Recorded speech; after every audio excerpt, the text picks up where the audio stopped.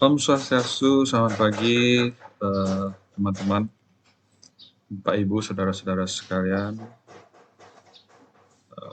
Kali ini saya akan sedikit berbagi tentang penyakit COVID-19 dan juga penerapan protokol kesehatan selama pembelajaran tatap muka.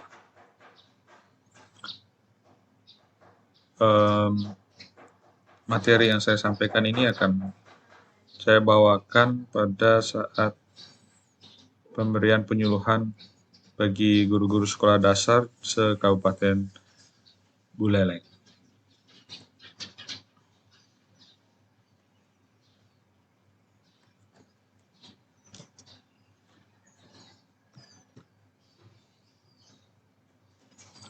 Ya, dan materi yang yang saya bawakan kali ini itu saya ambil dari buku saku COVID-19 yang disusun oleh Satgas COVID-19 di Undiksa. Ya. Jadi buku ini sedang dalam proses untuk penerbitan dan percetakan, mudah-mudahan nanti bisa segera terbit dan Bapak Ibu bisa mendapatkan bukunya mungkin sebagai referensi melaksanakan pembelajaran tatap muka. Slide. Oke, jadi yang pertama kita lihat situasi mungkin di Indonesia. Ya, Indonesia kelihatannya grafik sudah mulai menurun, asungkara, namun tetap kita harus waspada ya. Penurunan jumlah kasus harian relatif dibandingkan pada saat akhir tahun lalu. Ya, tanggal 22 Mei dilaporkan ada sekitar 5.296, ada 5.296 kasus konfirmasi baru dengan angka kematian 132 tambahan, ya masih cukup banyak, dan angka kesembuhan yang juga masih cukup tinggi ya, 3.353. Di Buleleng sendiri dilaporkan 2 hari yang lalu masih ada 14 orang kasus konfirmasi baru dengan 18 orang atau pasien yang sembuh dari COVID ini. Jadi data-data epidemiologis itu diperlukan oleh pemerintah untuk menentukan apakah daerah tersebut masuk menjadi zona hijau, orange, atau merah. Ya, jadi pembelajaran ataupun setiap kegiatan tatap muka akan diberikan izin atau berlaku dengan memperhatikan kondisi penyebaran di daerah tersebut. Ya, saya kira semua kita sudah mengetahui ya apa yang dimaksud dengan penyakit COVID-19. Ya, sebenarnya COVID-19 itu adalah singkatan dari nama suatu penyakit, yaitu bahasa Inggris ya, dari coronavirus disease, ya, jadi singkatan dari coronavirus disease 2019 atau penyakit virus corona 2019. Kenapa dinamakan demikian? Karena virus corona sudah menyebabkan tidak hanya pada tahun 2019 ya, awal kemunculannya sudah 2 kali ditemukan ada wabah penyakit walaupun belum bersifat pandemi global ya, yaitu tahun 2002 wabah SARS yang pertama, itu virus corona juga, dan kemudian tahun 2012 wabah Middle East Respiratory Syndrome coronavirus atau wabah MERS tahun 2012. Ini penyebabnya sama, virus corona, hanya saja dari spesies yang berbeda ya. Jadi virus corona itu sebenarnya sudah ada sejak lama dan sudah dikenal ya, menimbulkan penyakit dengan gejala seperti flu ya. Tapi spesies yang menginfeksi yang menyebabkan wabah itu memiliki struktur genetik yang berbeda ya, berbeda-beda ya. Jadi disebut varian atau strain.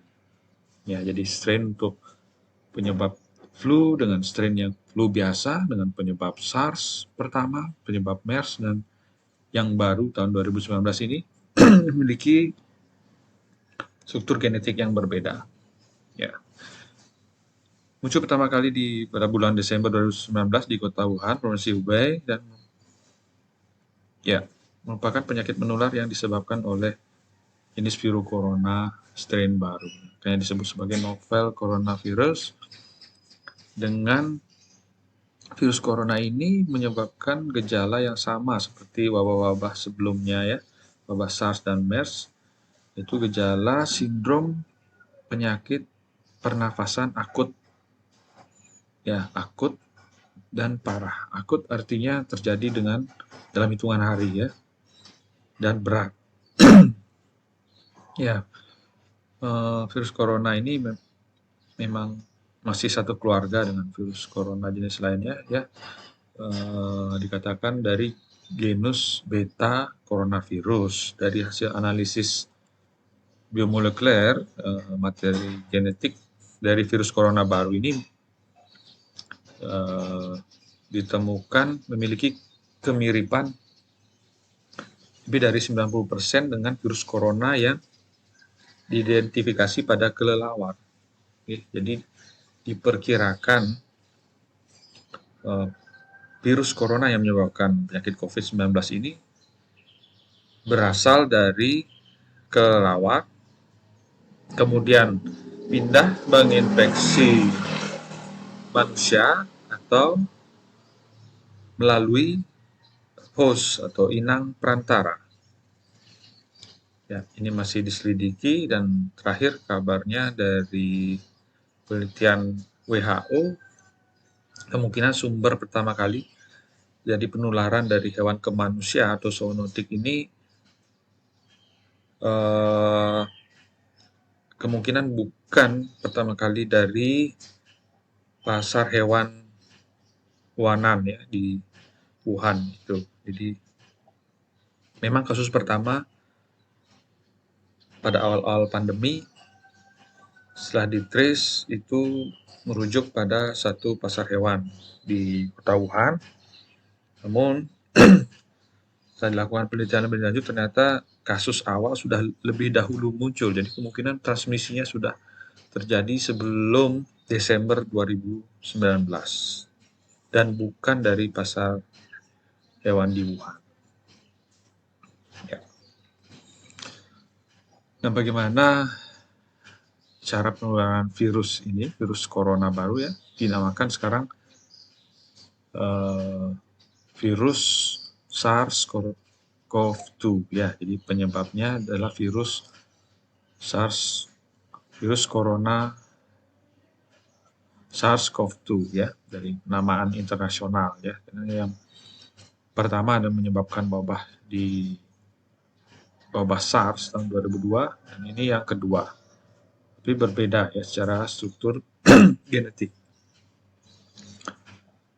Penularannya jadi terutama adalah melalui droplet pernafasan ya. Droplet itu adalah partikel dari saluran nafas, partikel kecil berukuran kalau tidak salah kurang dari 50 mikro ya. 50 mikro sampai 5 mikro.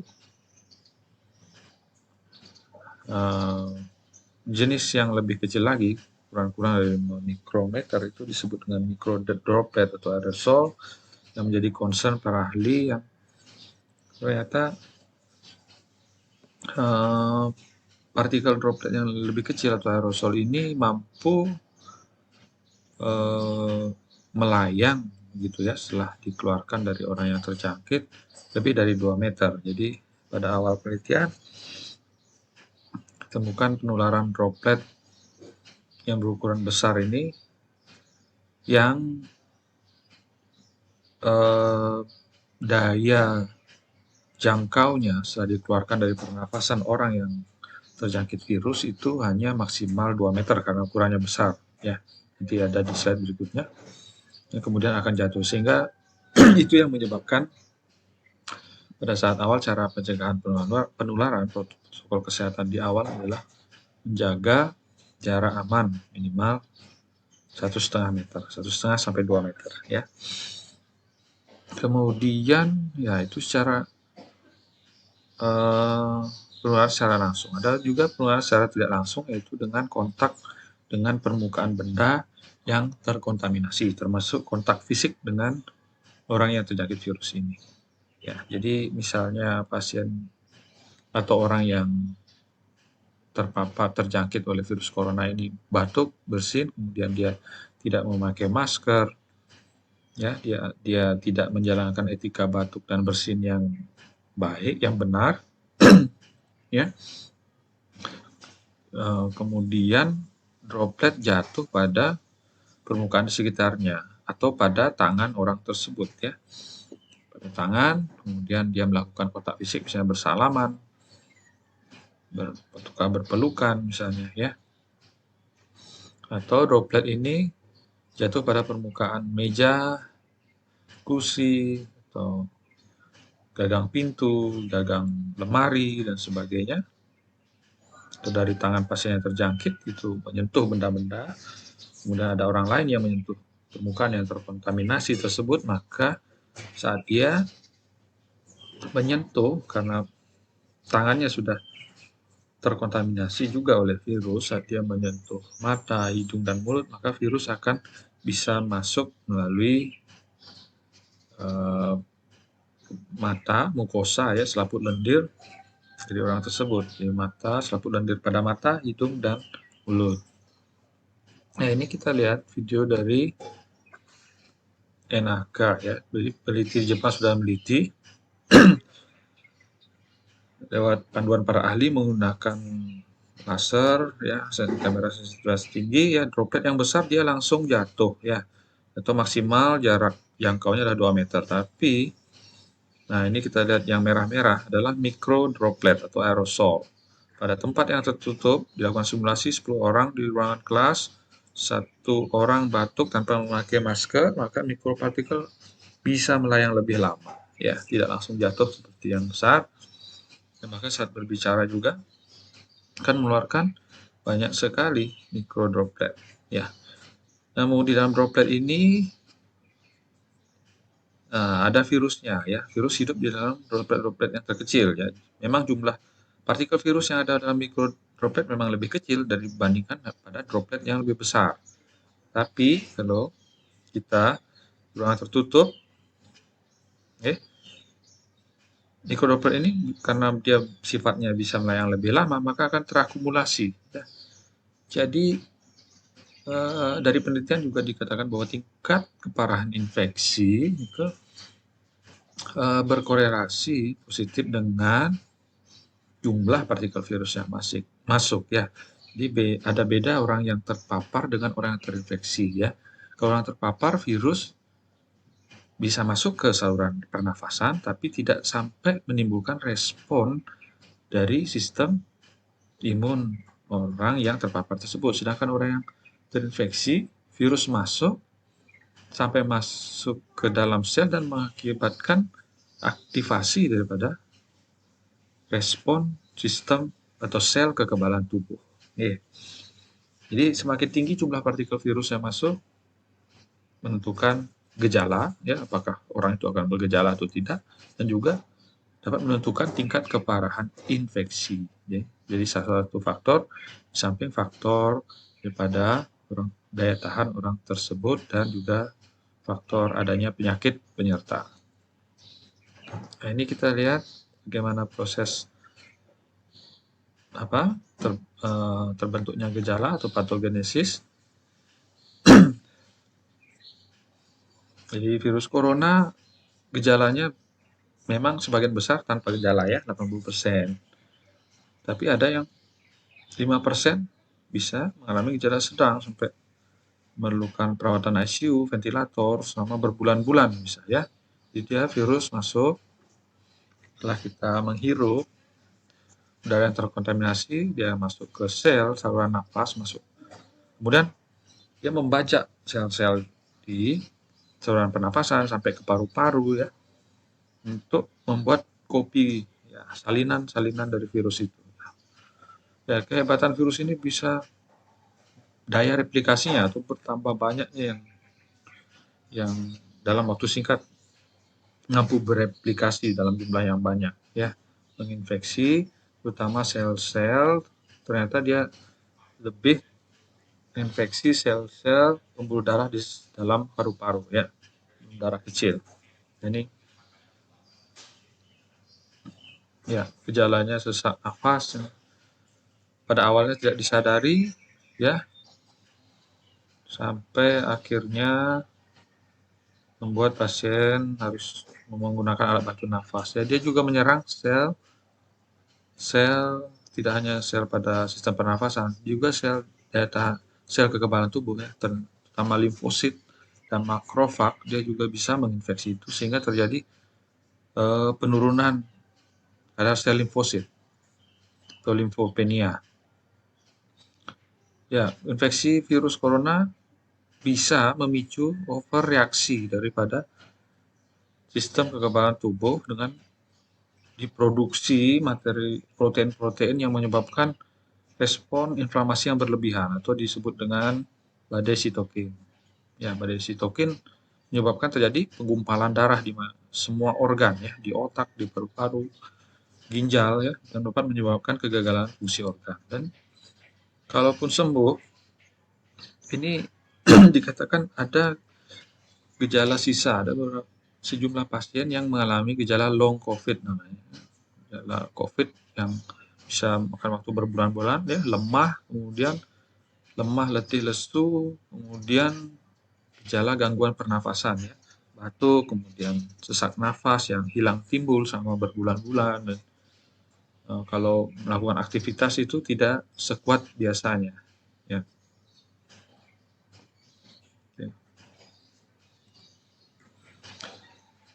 Ya, jadi apa saja gejala atau tanda yang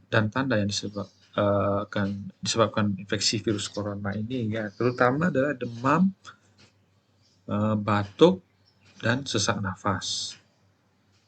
Ya, yang lain adalah jadi gejalanya mirip dengan gejala flu, disebut influenza-like illness ya. Ada batuk pilek ya, nyeri otot, kelelahan, dan satu yang khas pada COVID ini adalah hilangnya kemampuan indera penghidu dan pengecap ya, anosmia, yang terjadi secara cepat ya. Kemudian dari tenggorokan, dan kalau sudah parah sesak nafas hebat sampai kadar oksigen turun dan memerlukan bantuan nafas, dan juga tadi badai sitokin menyebabkan kalau terjadi penggumpalan atau trombosis di pembuluh darah di organ-organ otak misalnya, itu gejalanya bisa seperti stroke. Kalau di ginjal terjadi kegagalan ginjal, dan di liver kegagalan liver ya, jadi multiple organ disfungsi ya. Dan ini yang berakibat sering fatal ya. Tapi tidak semua pasien ya.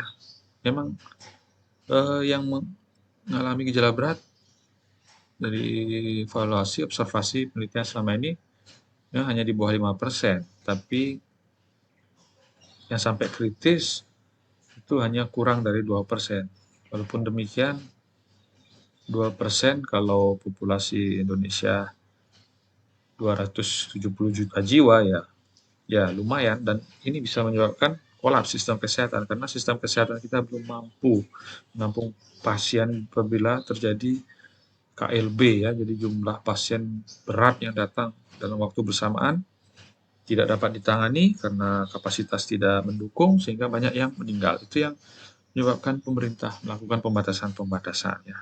Jadi kita harus mengerti semua ada kebijakan lakukan pemerintah, semua ada maksud dan tujuannya. Nah, siapa saja yang rentan mengalami gejala berat ini? Pertama ya tentu orang lanjut usia di atas 50 tahun, orang dengan sistem imun rendah misalnya dengan penyakit autoimun atau dia mendapatkan terapi obat-obatan yang menekan sistem imun, atau orang yang malnutrisi, orang dengan infeksi HIV misalnya, okay, kanker, dan juga orang dengan kondisi medis tertentu atau dengan komorbid yaitu kegemukan bisa, kemudian hipertensi, punya riwayat penyakit jantung, kencing manis atau diabetes, kemudian penyakit paru-paru misalnya asma atau penyakit radang paru-paru lainnya. Ini yang rentan mengalami gejala berat. Ya, jadi kalau orangnya dewasa muda sehat, ya kemungkinan besar dia akan tanpa gejala atau hanya gejala ringan. Namun orang-orang inilah yang mampu menyebarkan virus ke orang-orang di sekitarnya, dan apabila orang di sekitarnya itu adalah orang yang rentan mengalami komorbid, lansia, nah ini yang berbahaya, bisa menimbulkan, meningkatkan angka kematian ya. Ya ini tadi prediksi paru-paru dan kanker ya. Dicurigai COVID apabila kapan kita curiga orang itu terjangkit atau mengalami infeksi virus corona apabila ada gejala flu seperti tadi ya, demam, batuk, demam tinggi biasanya, batuk, atau ada sesak nafas atau gejala flu lain sertai anosmia, bisa juga diare ya. Dan kemudian ada riwayat kontak erat dengan orang yang terkonfirmasi atau menunjukkan gejala pneumonia atau radang paru-paru. Ya, kontak erat ini dimaksudkan dengan orang kita melakukan kontak dengan jarak lebih kurang 2 meter ya. Dan dalam satu ruangan tertutup ya lebih dari 10 menit. Ya, misalnya di perkantoran misalnya ya. Kantor ya, atau di ruangan tertutup lainnya, di kafe misalnya ya, ada banyak orang, jadi kerumunan, ventilasi tidak bagus, nah ini yang berisiko ya. Kemudian dulu kriterianya tinggal atau pernah melakukan perjalanan di tempat yang terkonfirmasi nikis. Sekarang karena semua daerah sudah semua menunjukkan transmisi lokal, jadi ya semua yang bergejala flu ya harus kita curigai. Tentunya dengan diperlukan pemeriksaan dokter ya terlebih dahulu untuk mengkonfirmasi ya. Ya, ini gejala yang paling sering: demam, batuk, sesak nafas, pneumonia, nyeri otot, pusing, kurangnya penciuman, dan diare. Okay.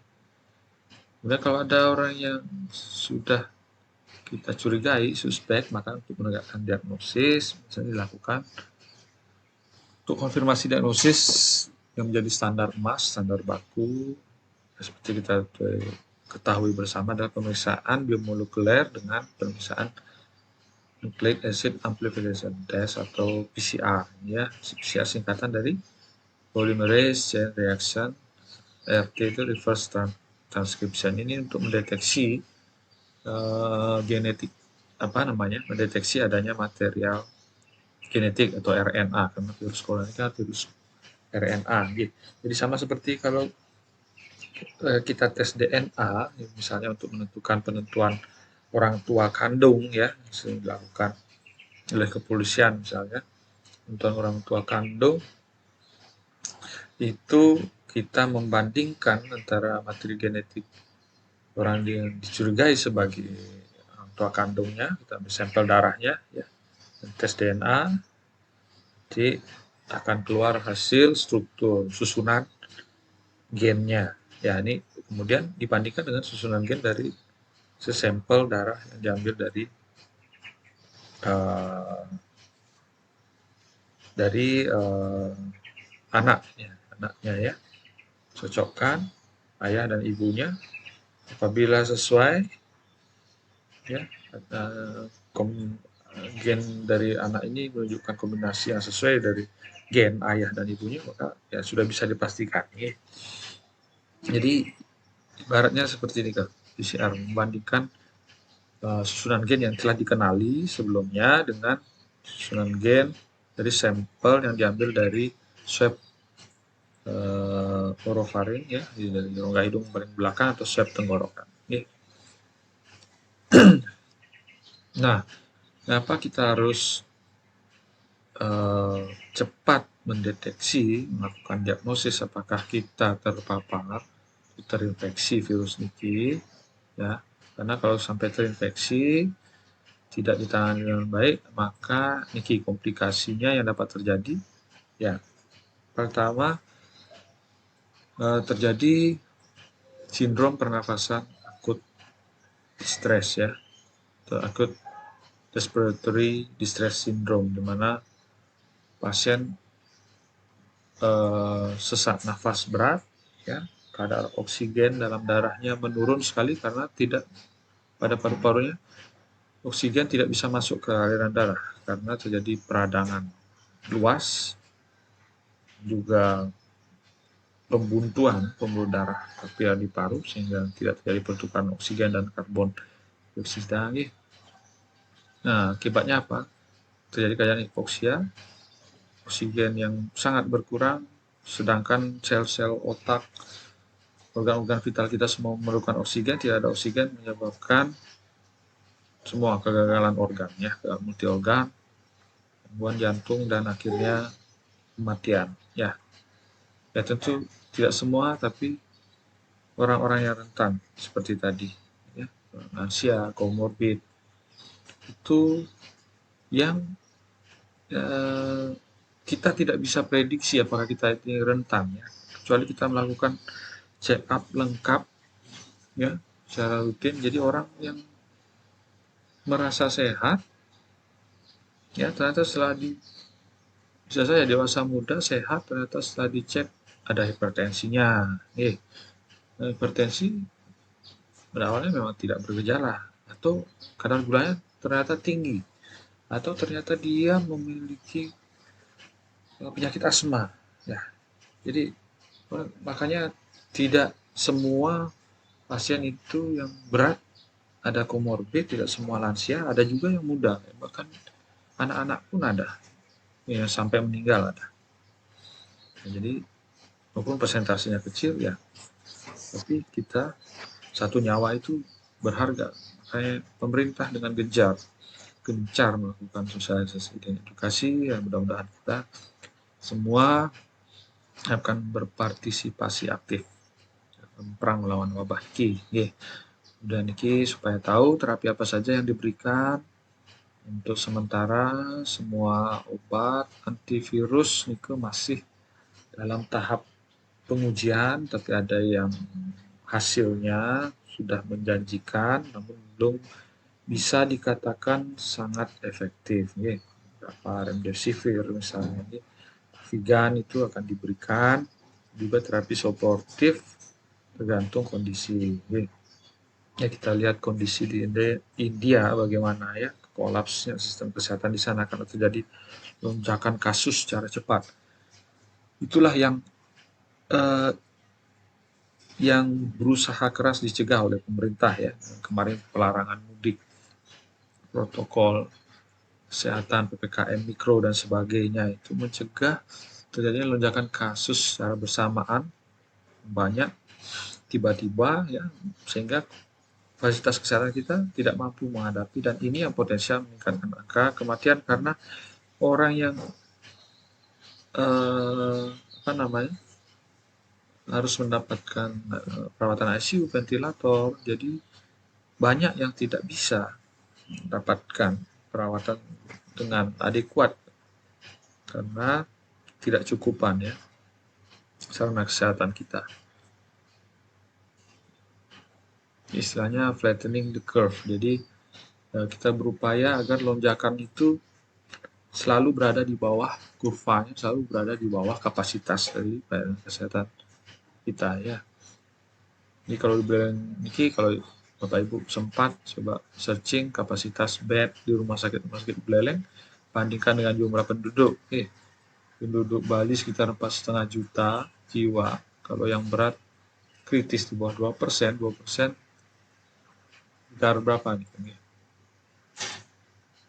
2% 800.000 nih.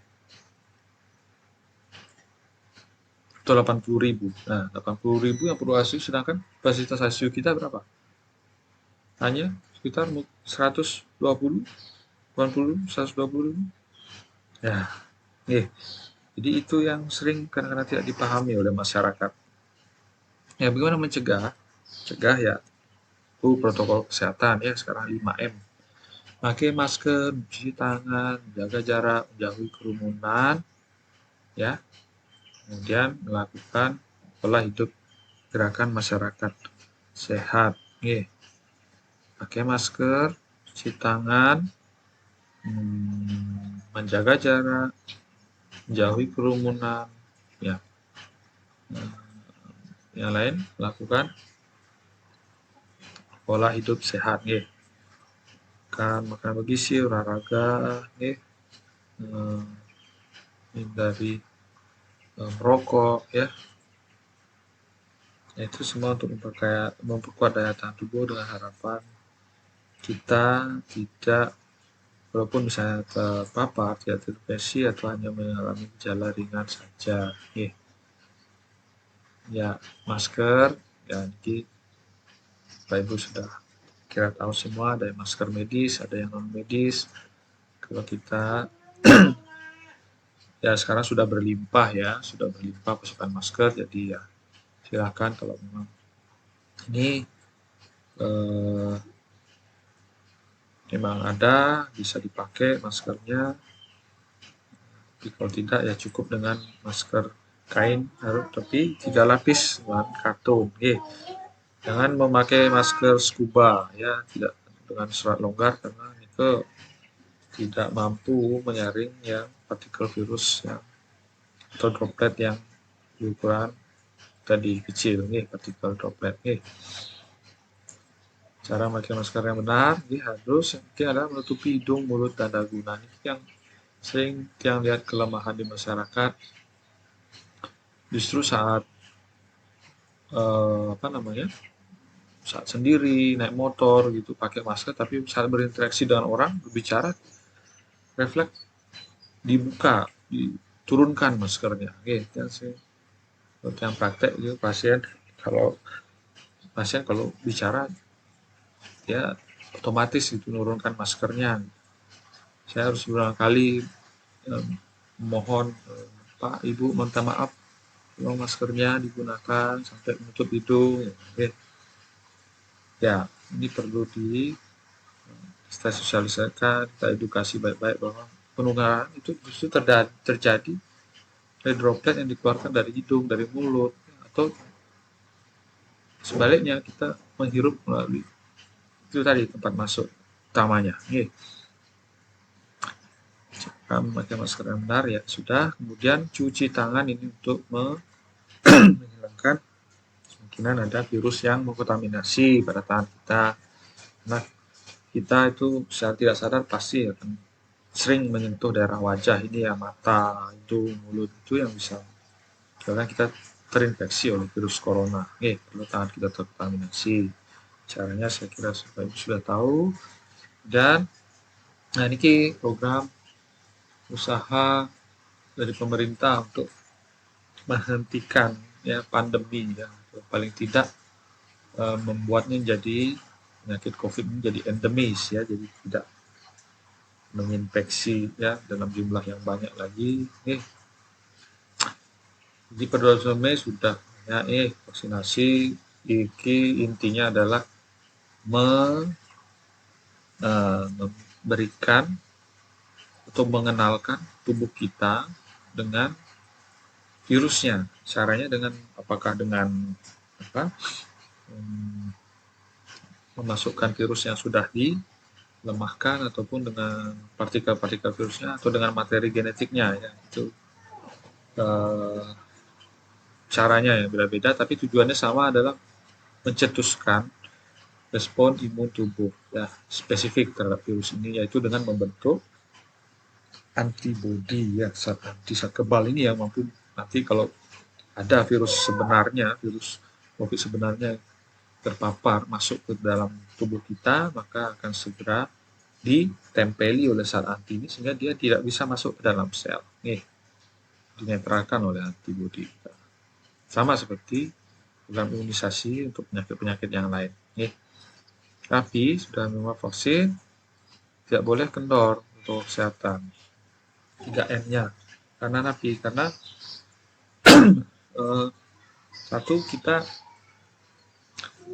mungkin saja respon antibodi kita belum cukup baik ya dalam setelah vaksinasi ya karena diperlukan waktu untuk tercapai kadar proteksi pada antibodi tersebut ya dari penelitian sekitar 28 hari dari vaksinasi kedua untuk yang vaksin Sinovac.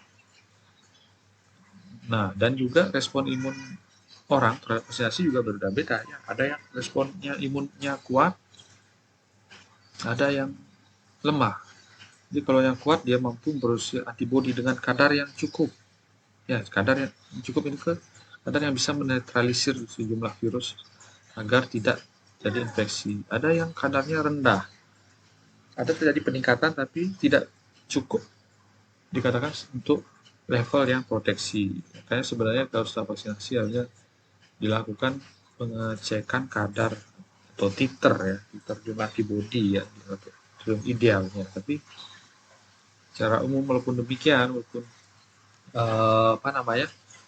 antibodi respon setelah vaksinasi kurang, tapi diharapkan mampu mencegah jangan sampai terjadi gejala berat. Ya itu juga suatu keuntungan dari vaksinasi ini. Nah ini terkait vaksin AstraZeneca yang kemarin mungkin Bapak Ibu sudah dengar kabarnya ada yang beberapa kasus mengalami gejala yang berat karena ada yang dicurigai meninggal akibat vaksin. Dan setelah diteliti dari berita kemarin Komnas KIPI menyatakan bahwa belum ditemukan cukup bukti yang kuat bahwa kematian orang yang setelah divaksin itu diakibatkan oleh vaksinnya. Sedang teliti dan juga dari pernyataan WHO bahwa vaksin ini aman ya sudah digunakan lebih dari 1 miliar dosis vaksin masyarakat dunia sehingga kesimpulannya masih aman dan efektif. Dari hasil penelitian risiko terjadi kematian setelah vaksin AstraZeneca dibandingkan risiko kematian kalau ibu terpapar virusnya Bapak Ibu sekalian atau orang yang terpapar virus itu masih lebih rendah, jauh lebih rendah. Maka lebih rendah dari risiko penggumpalan darah. Jadi kematian risiko efek samping berat dari vaksin AstraZeneca adalah terjadinya penggumpalan darah. Dan risiko penggumpalan ini lebih rendah dari orang yang merokok, lebih rendah dari orang yang menerima pil kontrasepsi. Jadi oleh karena itu pertimbangannya karena benefitnya lebih tinggi daripada risiko manfaatnya maka masih tetap akan digunakan ya dan di seluruh dunia masih mendapatkan izin penggunaan darurat ya dan masih digunakan dalam program vaksinasi nasional di Indonesia. Jadi pesan sekali lagi ingat Bapak Ibu sudah vaksin semua nih. Jangan kendor dengan protokol kesehatan karena tadi bahan kita memiliki vaksin respon yang cukup ya respon sistem imun kita cukup setelah divaksinasi untuk menetralisir infeksi virus sebenarnya. Nah ini beberapa istilah supaya mungkin ya menambah pengetahuan Ibu.